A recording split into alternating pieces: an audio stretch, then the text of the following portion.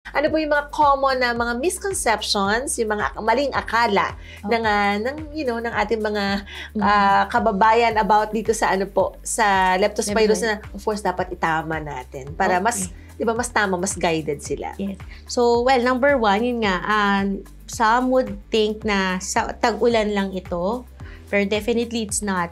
It's present a year around, no? Kasi nga, as long as may daga, or kung sino, hindi man daga lang yun pa isang misconception actually, daga lang ang nagdadala ng lepto. So, any mammals actually can do. Tao, dogs, other rodents. Yung tao naman sana wag na kasi naman, bakit?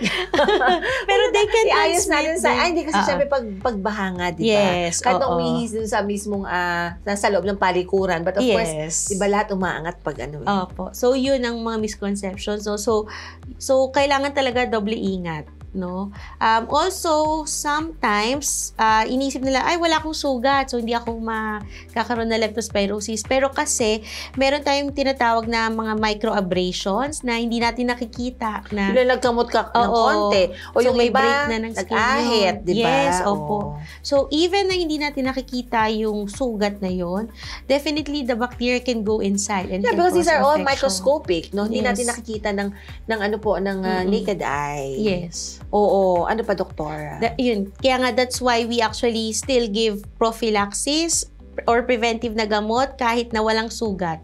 Basta you're exposed to may chance na parang magbaha doon o mapunta. Especially, di ba, alam natin yung mga mababait na volunteers natin, masisipag na pagka may unos, ayan sila ang mamimigay. So, maganda po na makapag-take po ng prophylaxis. And it's usually maganda naman sa atin with the advent of social media, plus yung yung Department of Health, lagi natin nakikita yan, meron mga announcements yan may mga reminders.